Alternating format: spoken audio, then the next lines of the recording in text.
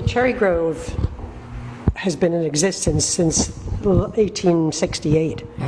And there were families there who came from across the Great South Bay, who were heterosexual families, who lived there very happily for the summer and then went home for the winter. Before, all of a suddenly in the 40s, even the late 30s, there were people who started to come across who had discovered this idyllic island where there was nothing. There were very few shacks, there was no electricity, there was no running water, not until the 60s. Really, so it was a very isolated place.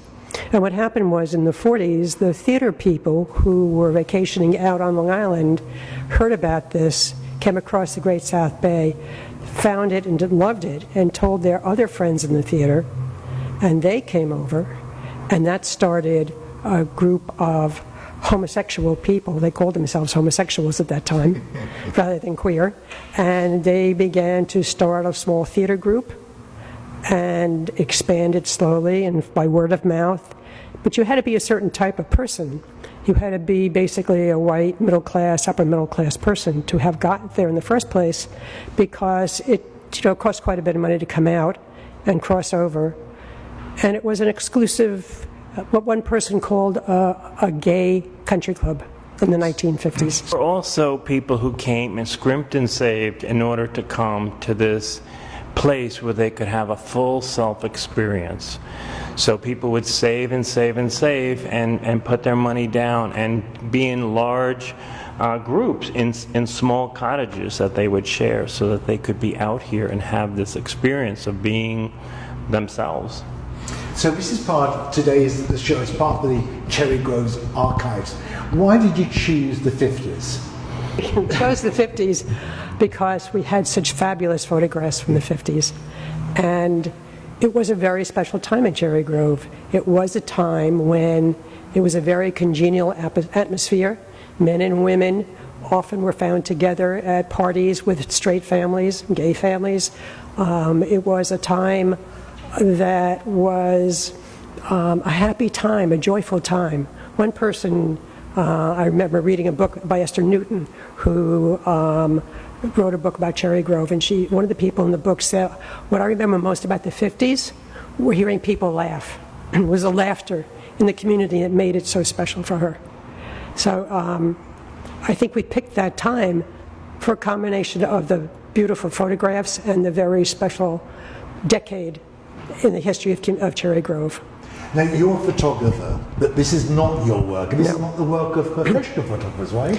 It is not. It's one of the photographers was a graphic artist who was very adept at using a camera, but not a professional photographer that I know of. And he started taking those pictures for the Arts Project in the 1950s, so that's really the beginnings of our archive. And later on in the 70s, people also got serious and they just started collecting everything. So explain the archives to me. People donate work or you collect work. How does it work?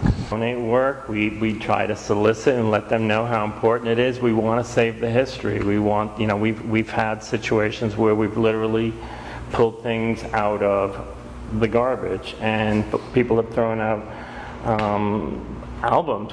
Certainly in the AIDS era, there were people who came, families who came, who wanted nothing to do with what was there, and they also got thrown out. So we have this amazing community that really supports us and helps us to be able to do what we do, which is the digitization and the storage and shows like this so that we can share what we have. So do you have a permanent exhibit on the Fire Island anywhere? We don't, because we don't have a facility to do that. We hope one day to be able to. We do an annual archive show to our community, and this is coming up our third annual film festival that we do. So this is an exhibit. It's not a selling show. These are to be admired and touched, but we can't go home with them. No, you can't. Is there a book anywhere that you produced of this work yet? Not yet. Not yet. Will there be? Possibly. We're a volunteer organization, and we pretty much see each other mostly during the summer. So it's very hard for us. It's a miracle how we work together because we're in different parts of the country during the winter, and we just need to be able to think together and work together despite all these limitations. So for people who can't see this exhibition at the Stonewall Museum, which is running to how long? Till May 24th. Where can they see this work?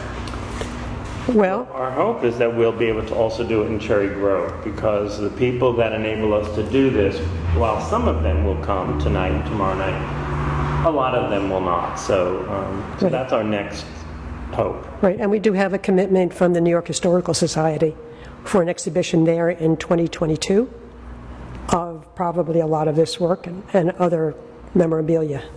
Again, focusing on the 50s, or will you? No, we don't know yet. We don't know yet. We don't know yet. We did, in our presentation, it was on the 1950s. And I kind of want to say that the 1950s to me were so amazing because there was so much discrimination and so many laws that prevented gay people from congregating, to showing gay sensibilities in the theater. So here in Cherry Grove, they came and they had a theater. They were able to begin a sense of developing a self, a full self, and also a community. I think that was a big deal, out in the open, not hidden. And that was the time that people really had to, it was so dangerous that, so I think, at least for me, that was what intrigued me the most about the 1950s. Yeah, so this is a joyous occasion, pre-AIDS now. But Susan, how long have you been going back there? Because we talked to you about your book last time, and you've been doing it every single year for how many years? Well, we've been there since, I first visited a friend in 1979, and then started to rent in the 1980s. And we were there almost every year. We were thrown out one year for not behaving properly. You were? What can I say? Okay, so can you see a connection between the pictures here in the 50s and when you started in the 70s? It is very different. There is a sense of freeness in these pictures that I didn't see when I first started going there. Drag changed dramatically. In the 50s, it was very campy, a campy costume. Starting in the 60s and on, drag queens became more, I don't know what to say, professional in their look, but more sophisticated in the way because some of them were performers. And then the 70s and the 80s, and now, especially now, there's just very sophisticated, professional-looking drag queens. So the images that you look at of people have really altered over the years. I have photographs from the 80s where men dressed for the invasion in their mother's clothes. That was drag for them. Who would do that now?